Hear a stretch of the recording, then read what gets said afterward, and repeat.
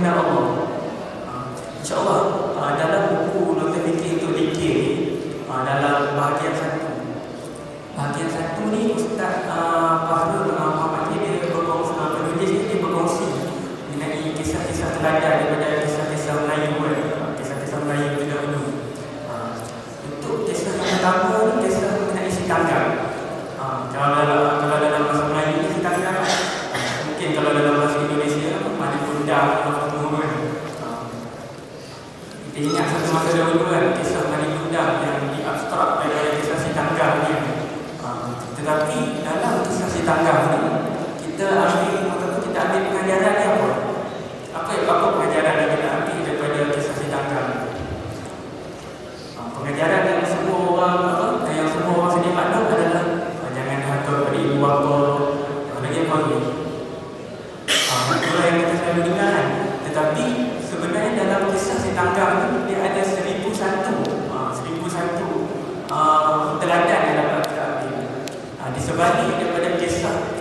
sebalik daripada teladan, jangan menderhaka ibu bapa itu, kita juga boleh mengambil ibrah mengenai cara ibu bapa mendidik anak.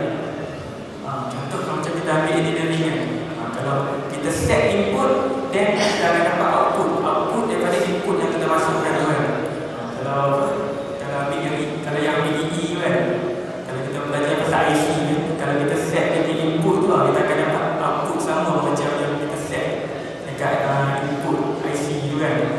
Melainkan kalau IC tu besar, itu dia tak siap secara engineering kan. Tetapi di dalam kisah si tanggang kita menyalahkan si anak kerana tidak taat kepada ibu bapa. Tetapi satu lagi persoalan yang kita tak biasa mendas adalah mengenai bagaimana si ibu bapa itu dia mengajar anak. Itu yang pertama. Untuk yang kedua dia, persoalan mengenai ibu bapa ni adalah apakah tanggang dididik dengan adat-adat yang baik, didisiplinkan dengan syariat dan diasuh menerusi solat, puasa dan ilmu fardu ain yang lain. Tapi mungkin yang ni kita buat si tanggang si babu kan. Si tanggang ni dia telah dididik dengan baik kan, tetapi dia tetap juga derhaka. Kita kena ingat tadi, iman itu adalah mutiara. Iman tak dapat diwarisi, peraihan. Mungkin si tanggang ni walaupun dia dididik dengan baik, tetapi dia tetap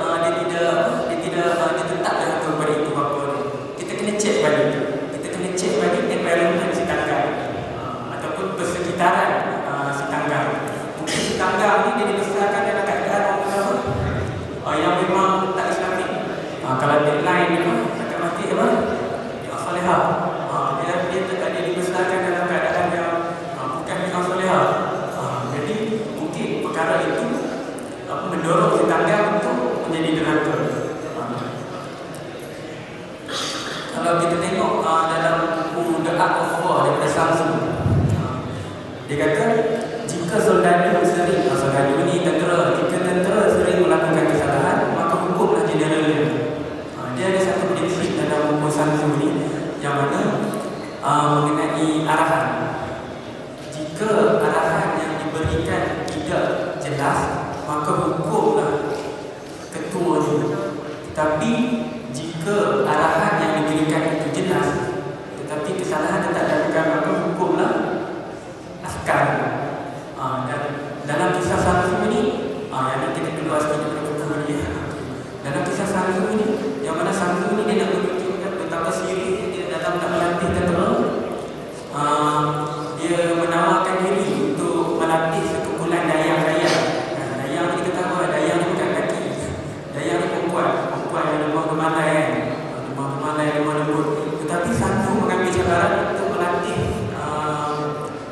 dayang-dayang.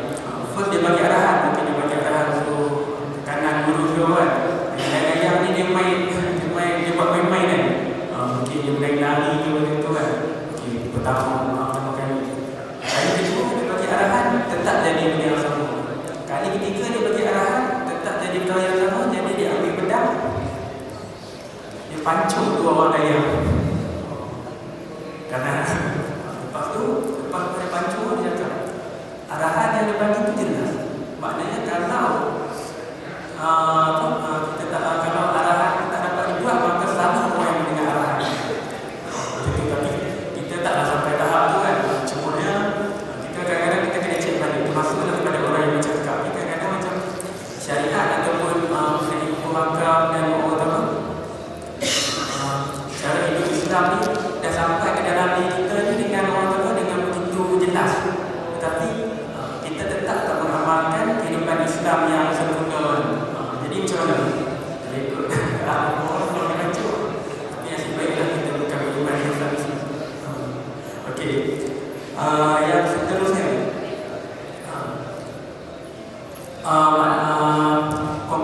awal yang perlu dibuat daripada orang tua yang tadi tu, yang ibu bapa tanggang gagal mendidik dia itu adalah ibu bapa yang tidak dapat menggunakan hak anak ke atas dirinya, yakni bapa itu tidak mencari ibu yang baik untuk anaknya. Maknanya institusi kekeluargaan tanggang tu mungkin tak lengkap. Mungkin dalam buku ni dia tulis dia buat orang tua mungkin di tanggang model kan. Tanggang model dia kata si bapa gagal mencari si isteri ataupun ibu yang baik, ibu yang baik untuk tanggang. Maknanya yang ni nak menekankan bahawa pentingnya untuk kita penting untuk kita mementingkan soalan lain muslim, iaitu kalau si suami memilih isteri dan isteri nak pilih makan suami, yang cakap itu belum kahwin lagi.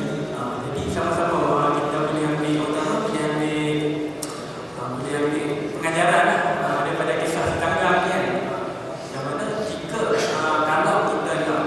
kalau kita nak zuriat yang baik, maknanya proses untuk mendapatkan zuriat yang baik itu bukanlah apabila kita dah selesai, apabila kita dah kahwin tu okey, yang tu baru bincang mana nak bagi anak baik perempuan, hantar semua kem solat dan kem perempuan, tapi tetap tak jadi. Di mana dalam satu punya seorang penceramah yang terkenal, Ustaz Al-Haidros, kita boleh rujuk dalam ceramah Ustaz Khadim Ilyas pun ada banyak menggunakan mengenai Baitul Muslim ni, yang mana menekankan pentingnya untuk proses sebelum perkahwinan. Proses sebelum perkahwinan adalah proses untuk mencari bakal pasangan hidup. Adakah kita mencari bakal pasangan hidup tu dengan dengan kita couple, ataupun dengan kita cara atau Facebook, Twitter, Instagram, adakah kita menggunakan cara tu ataupun kita menggunakan cara itu betul? Proses sebab seperti kita faham tadi kan, kalau kita nak output yang baik, input dia mesti baik, dan input itu termasuk input waktu kita nak mendapatkan Baitul Muslim yang baik, itu rumah tangga yang baik. Adakah cara kita mencari ataupun kita mendapatkan rumah tangga itu, adakah dengan cara yang baik ataupun tidak? Dalam soal ni kita tetap ada pilihan yang baik. Untuk soal ni kita ada pilihan, sama ada kita nak pilihan yang baik ataupun tak baik. Kalau pilihan yang baik ni kita ikutlah cara yang baik. Macam mana cara yang baik tu? Banyak pilihan yang kita dapat dari YouTube. Dan soal Baitul Muslim ni kadang tak perlu diterangkan, memang ramai lagi yang arif. Kalau bincang soal Baitul Muslim, kita tengok kat Facebook kan, kita kat bawah tu mohon share, memang banyak info. Jadi boleh bukan kita tengok, kita mohon share, tapi kalau boleh kita tolong amalkan. Sama lah juga kepada yang bercakap itu kan. Saya ni just lah. Okay. Untuk kisah yang kedua di dalam buku ni, dia ada membincangkan mengenai iktibar cerita batu belah batu bertangkup. Saya semua dah tahu kan tentang batu belah batu bertangkup kan, tapi kalau student dekat UTP ni, teman-teman yang ambil petroleum geoscience, yang ambil petroleum engineering mungkin dia boleh uraikan lagi batu belah batu bertangkup tu macam mana semua kan. Kita yang kita dengar batu belah kan. Okey. Dalam kisah batu belah batu bertangkup ni, iktibar yang selalu kita dapat apa dia? Sekali lagi anak-anak disalahkan. Sekali lagi input disalahkan. Itu anak-anak tak boleh bagi baju betul. Bukan salah, memang betul. Tetapi di sebalik daripada kisah itu adalah kita tidak boleh dengan mudah merajuk ataupun kecewa. Yang mana dalam kisah batu belah batu tangkup ni, bagi yang tak pernah dengar, mungkin sebab zaman sekarang ni cerita macam ni dah macam tak laku kan. Sekarang orang tengok Man of Steel, Iron Man,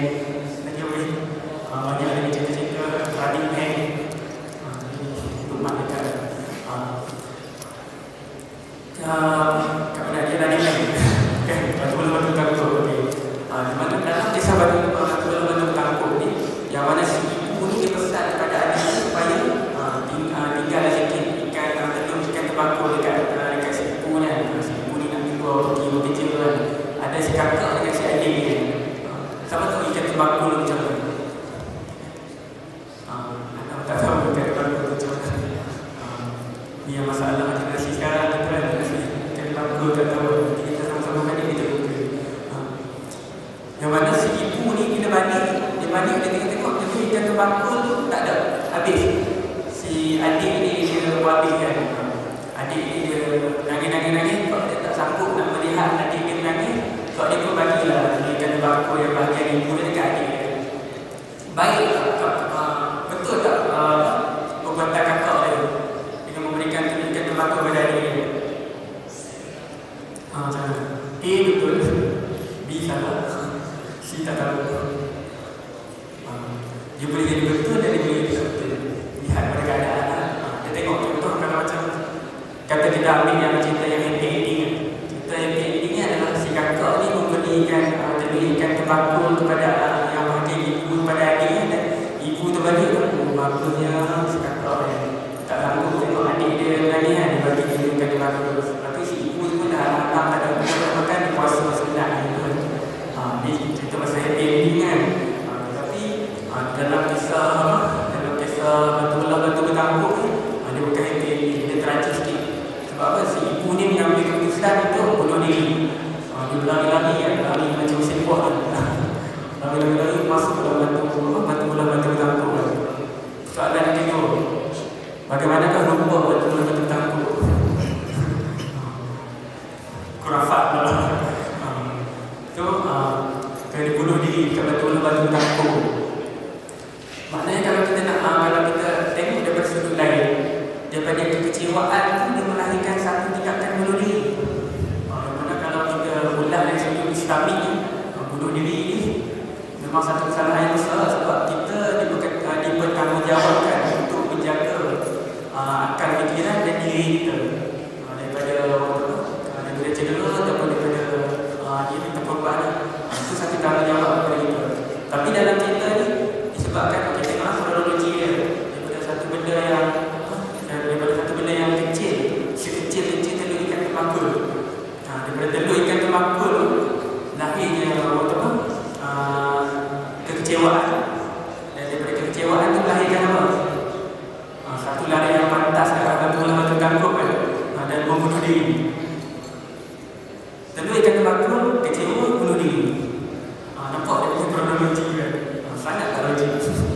Tapi tak apa, ini kisah yang beriktibar. Tapi cuma yang hari ini kita nak ulas dalam buku ni, kita nak ulas dari sudut pandangan lain. Iaitu dari sudut pandangan sebenarnya kita tak perlulah kecewa sangat sampai macam tu. Contoh macam dah tak ada lalu yang terbakul, takak lain ataupun macam relax. Tapi kisah ni dah macam ni, macam mana? Maknanya benda yang kalau dalam sebab pendidikan telah terdapat kebincangan yang besar pada karakter ibu dalam kisah ini. Sebagai ibu, perbuatan merajuk atau perbuatan anak adalah salah. Ibu adalah individu yang mesti mengasihi anaknya sepenuh hati dan tanpa syarat. Dengan cinta dan tanpa syarat ini, apa sahaja dapat dikorbankan, harta diri sendiri demi kebahagiaan anak-anak. Dalam buku ini dia tulis, katanya mengorbankan diri sendiri untuk kebahagiaan anak-anak. Tapi yang ini dia mengorbankan diri dia semata-mata demi ikan terbakul. Tapi benda ni dia boleh juga diaplikasikan dalam kehidupan kita dalam konteks yang lain. Dalam ni mungkin si ibu dan si anak. Tapi dalam konteks kehidupan kita sebagai orang pelajar atau ATP, contoh macam kita dah study, kita macam result tetap tak okey kan. Result tetap macam tak seperti yang kita idamkan. Kita idamkan 3.75 tapi dapat 3.74 kan.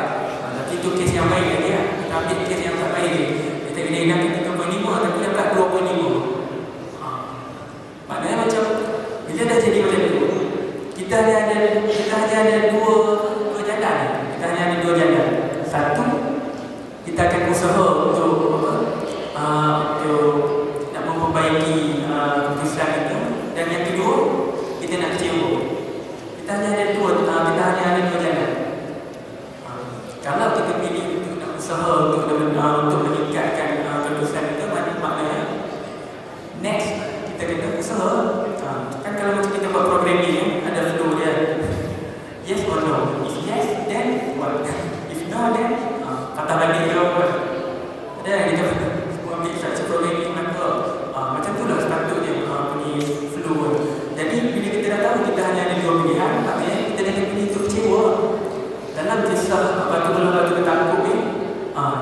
ibu ni dia ada dua pilihan. Tapi ibu ni dia pilih pilihan yang keempat dah lah kan, bunuh diri terus kan. Kita pilihan yang bunuh diri tu lah. Kita pun kalau macam dalam kita belajar, kalau kita kecewa, kita ambil keputusan untuk quit, maknanya kita kalah. Contoh macam kajian menunjukkan ramai student di India yang ambil kos medik dan kos engineering bunuh diri. Sebab dia tak boleh nak catch up dengan kos yang dia ambil, dia dapat dekat dan dia ambil keputusan mudah bunuh diri. Tapi untuk kita orang Islam, kalau bunuh diri memang nampak macam jalan mudah, tapi dia bukan jalan mudah, tu merintis ke arah jalan yang susah. Sebab kita percaya kita bukan hidup dekat dunia, kita hidup dekat akhirat kan. Sama lah macam dalam kes tadi kita study. Contohnya kalau macam kita ambil keputusan untuk quit, untuk mengalah, untuk kecewa, kita kena fikir balik. Bila kita dah ambil keputusan itu, kita dah hidup ni bukan kat dunia, dekat akhirat juga. Kalau kita ambil keputusan tu benda tu, adakah benda tu baik untuk kita di akhirat kelak, baik untuk perjuangan Islam? Sepatutnya kita fikir lebih panjang macam tu kan. Dan seterusnya dalam kisah ini jelas kelihatan jiwa si ibu terlalu kecil dan rapuh sehingga begitu terkesan dengan perbuatan anaknya yang masih kecil dan belum mantap berfikir. Anaknya tak mantap pun. Anaknya kecil kan, duk main anaknya memang kecil, duk main dam. Anaknya duk main Lego. Kalau ada Lego tengok. Anaknya kecil. Anaknya tak pandai nak main Dota lagi. Tapi dia dah ambil sosialis macam tu kan. Anak dia tak matang lagi, tapi si ibu ni ambil keputusan macam tu. Sama macam kita. Padahal kita dapat nilai tu dalam kuis tu kan. Kuis kadang-kadang 3%, 1%. Tu pun dah ambil oleh tak ada berfikir kan. Datang nanti tengok kolam ikan tasik kat dia punya pak, dia tak terjun dia semua. Tapi ni kat tempat lain, dekat Universiti Teknologi Afrika Selatan, bukan KTP. Maknanya kadang-kadang kita terlalu ambil serius benda-benda yang kecil. Yes, kita kena ambil serius, tapi jangan sampai kita ambil serius ke arah yang negatif. Contoh macam kita dapat turun sikit kan dalam test ataupun dalam quiz, kita kena fikir yang ke hadapan. Ke depan ada lagi, yang ke depan aku kena usaha lagi, ada lagi ruang untuk nak perbaiki diri. Dan seterusnya katakan kalau kita diuji gagal satu subjek kan, maknanya time tu pun kita berbalik kepada soalan yang awal tadi, kita ada dua pilihan, nak kecewa, nak teruskan. Kita kena teruskan. Kalau tak teruskan, habis stop macam tu lah.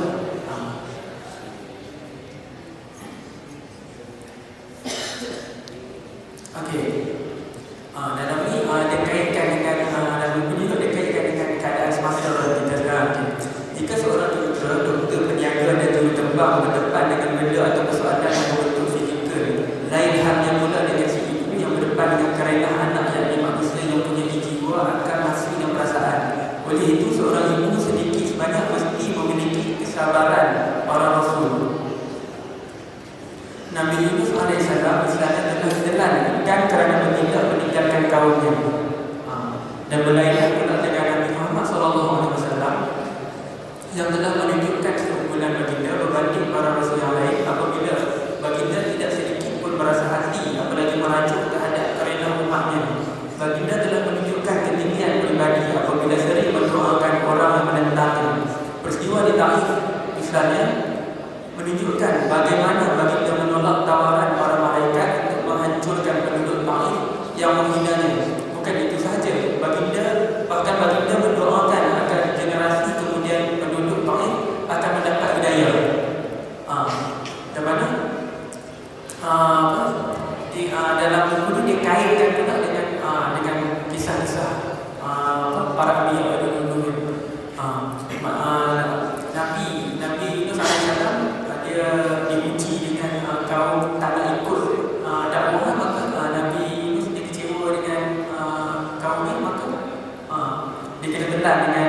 dengan ikan nun ni. Ikan besar tu kan. Tapi Nabi Muhammad SAW apabila ditawarkan oleh para malaikat untuk menghancurkan penduduk-penduduk Taif yang mana menghina bagi dia, bukan menghina kan, dia siap bani mantu kan. Kalau kita tengok dalam sukan Olimpik macam wajar lembing kan, okay, macam tu kan. Bani bukan bani biasa kan, orang Arab bani besar-besar, bani batu macam mana bukan kaki baginda berdarah-darah dan mengecil, darah tu macam kecil. Dan para malaikat apabila tengok perkara tu, para malaikat menawar kepada Rasulullah untuk menghancurkan penduduk tu dengan gundu. Contoh macam kita bayangkan katalah ada orang curi motor kita kan, tiba-tiba ada orang tawarkan kat kita untuk tahu dia yang curi, tawarkan nak pukul orang tu, dia yang pukul kan, buat atas ni.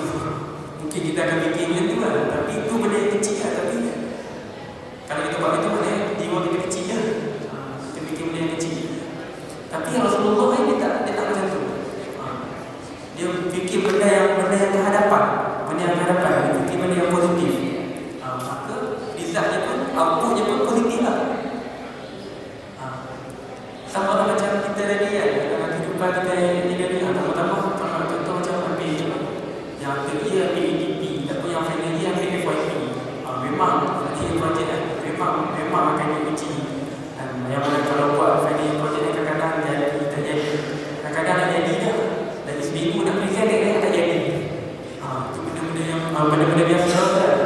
Bila dah jadi macam tu, kita berbalik pada awal kita ada dua pilihan.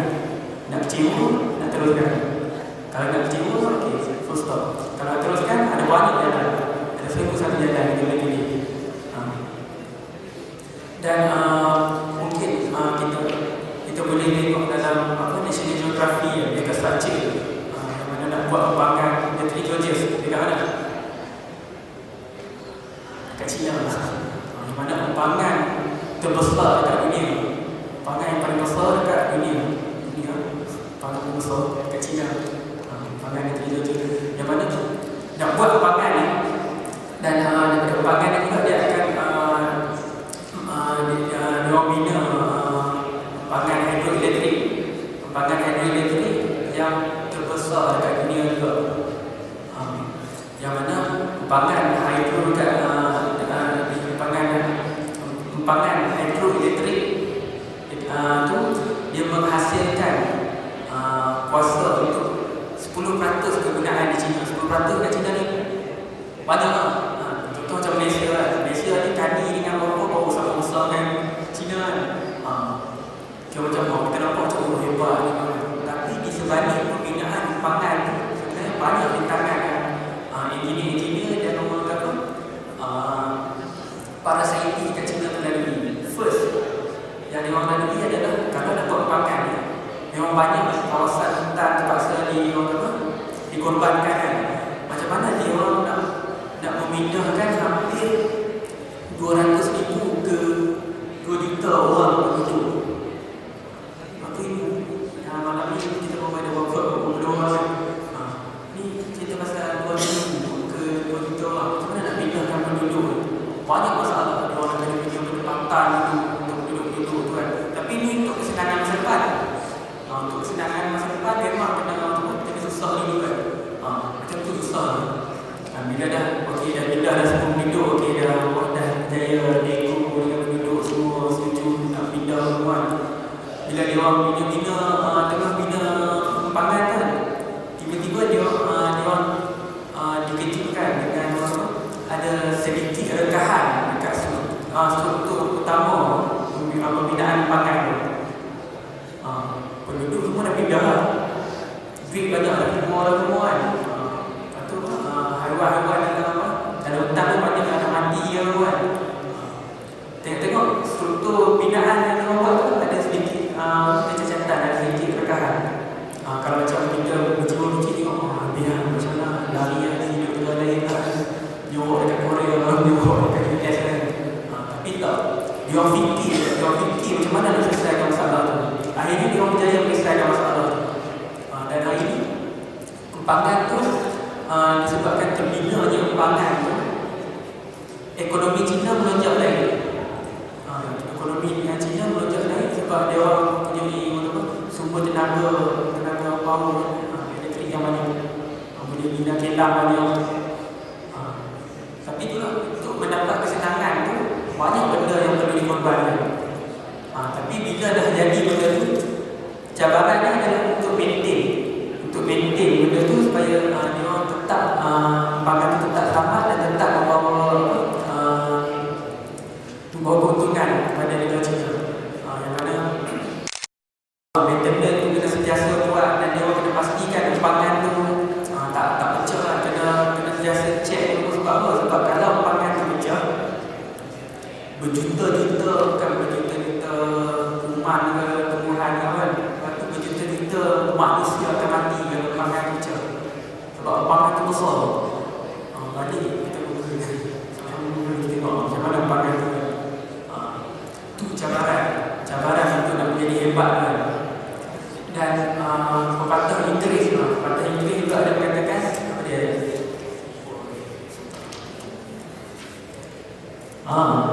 After every storm there is a rainbow. Selepas buruk kan mesti ada apa? Ada pelangi kan. Pelangi tu cantik kan. Tapi sebelum ada pelangi yang cantik tu, tengok takut kan. Sebut pasal pelangi, tak ingat ada satu kisah tanya yang mana orang dulu kata kalau nampak pelangi, jangan tunjuk kat pelangi tu, nanti tangan berdua tengok. Ni kisah tanya jadi tapi kisah tak ada dalam buku ni. Ni kisah orang dulu pun. Yang mana dalam surah Al-Baqarah ayat yang ke-177 ada mengatakan maksud mereka yang sabar dalam musibah, kemiskinan dan ketika peperangan, mereka lah orang-orang yang benar dan mereka lah orang-orang yang bertakwa, memelihara dirinya dari kejahatan. Dan surah Al-Baqarah ayat 216, boleh jadi kamu membenci sesuatu padahal ia amat baik bagimu, dan boleh jadi kamu menyukai sesuatu padahal ia amat buruk bagimu. Allah mengetahui sedang kamu tidak mengetahui. Kadang-kadang benda yang kita hadapi sekarang ni kita tak tahu yang ada pada depan. Mungkin benda yang kita hadapi ni adalah baik untuk kita pada masa depan. Sebagai contoh macam kupu-kupuan, kupu ataupun rama-rama, yang mana sebelum menjadi kupu-kupu tu menjadi ulat pincang. Betul tak? Pincang kan? Dari ulat jadi kupu-kupu. Tidur rehat dalam kerosok, tiba waktu kupu-kupu pecah, keluarlah dia siram-rama. Macam tu lah rakyat. Maknanya proses dia duduk dalam kepompong tu, dia nak keluar daripada kepompong tu, dia kena pecahkan kepompong. Kena pecahkan kepompong. Bila kepompong tu pecah, barulah jadi siram-rama. Kalau kepompong tak pecah, tak jadilah siram-rama. Tapi nak keluar daripada kepompong tu bukan mudah. Dia nak kena dia nak kena susah macam nak pecahkan kepompong kan. Angkat dapet yang banyak berhintah. Mungkin itulah proses ada lagi boleh kupu, boleh pecah kan. Tetapi sebenarnya ibrah di sebalik kesusahan ulat pecah yang kepompong tu adalah proses itu sebenarnya menguatkan otot-otot sayap rama-rama. Kalau dia tak pecahkan kepompong, kalau dia tak jadi pecahkan kepompong tu, macam kita tolong ni kau kesian rama-rama ni, kita tolong kepompong bagi dia keluar. Kalau dia keluar dia akan mati. Dia tak boleh terbang. Sebab apa? Dia keluar dalam keadaan dia punya otot-otot sayap dia tak ready untuk nak terbang. Itu proses yang perlu dilalui oleh ulat pincang atau rama-rama sebelum jadi rama-rama yang cantik. Tapi bila dah jadi rama-rama cantik kan, kita pula binatang kan. Maknanya dalam proses pembentukan untuk kita menjadi baik, untuk menjadi orang yang baik, kita akan melalui jalan-jalan yang susah. Jalan-jalan yang susah, suka duka kan. Sama lah macam dulu anda dan sahabat-sahabat anda yang awal-awal masuk UTB ni kan, first minggu orientasi kan, tidur lambat, bangun awal, betul pagi macam didisiplin kan.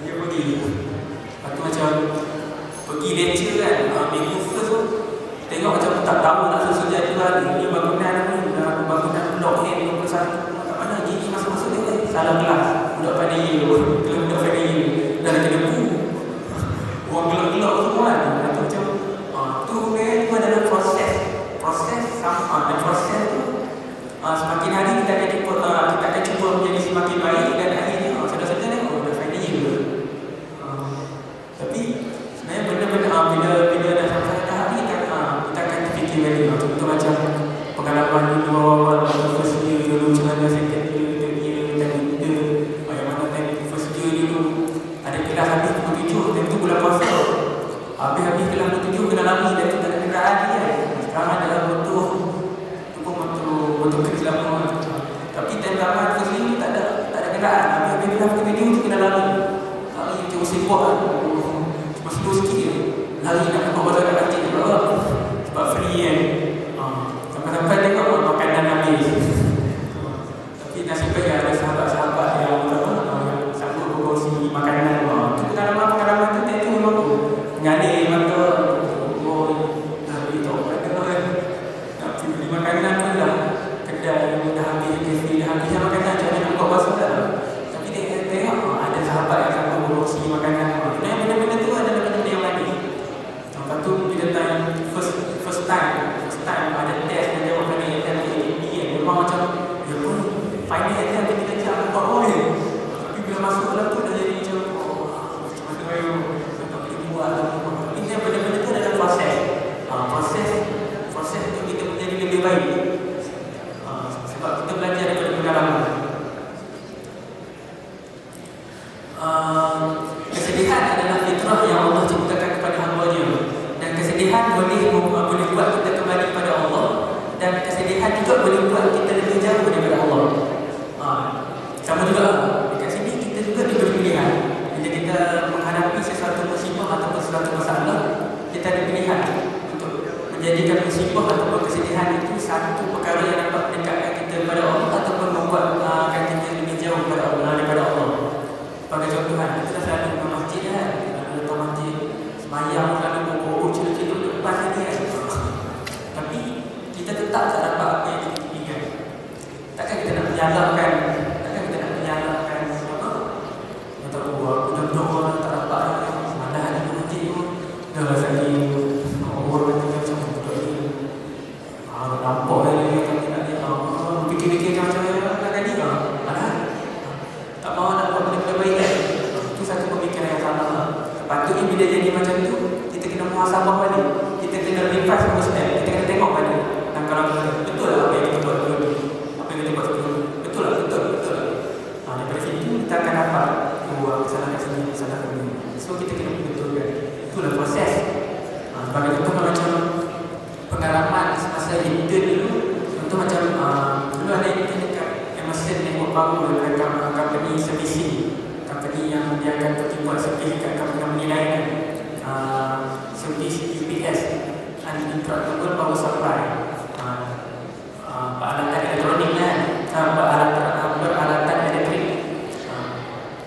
yang mana prosedur untuk nak cek peralatan tu adalah kita akan tengok dia run macam mana second kita akan tengok masalah dia kat mana dia dapat detect masalah bila dah dapat detect masalah tu adalah kita akan cek juga adakah benda tu disebabkan kecuaian manusia ataupun kecuaian ataupun memang disebabkan kerosakan bahan kalau kecuaian manusia kita kena bagi tahu ni awak salah tekan ni awak salah set ni tapi kalau benda tu berpunca daripada kerosakan peralatan kita akan tolak kita akan tukar alat sama macam kita bila kita dah menghadapi satu benda tu kita libat mesti kita tengok salah mana kita nak kena betulkan sepatutnya prosesnya macam tu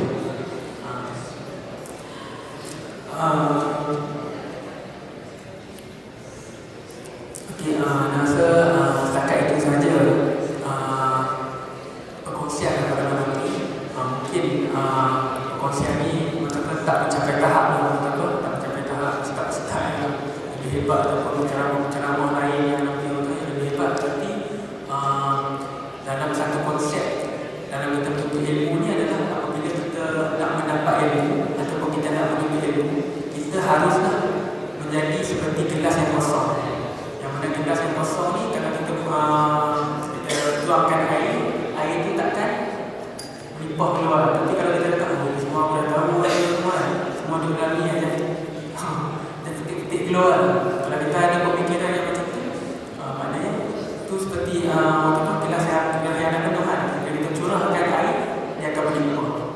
Sama macam kita nak pergi leceh kan, semua tahu tak pergi leceh kat apa-apa kan. Salah. Itu merupakan satu pemikiran yang salah. Jadi sebelum nak mengakhiri perkongsian, ada share satu kata-kata daripada Syekhul Islam Ibn Taimiyah, iaitu mengingati Allah itu ibarat air kepada ikan. Lihat keadaan ikan apabila berjauhan tanpa air. Ikan kalau tak ada air, dia jaga. Tangkap ikan ketiga kan, keluar daripada air. Tengok macam itulah keadaan kita jika kita tidak mengingati Allah. Yang mana ulama-ulama ni dia suka diambil ibrah daripada sekitaran.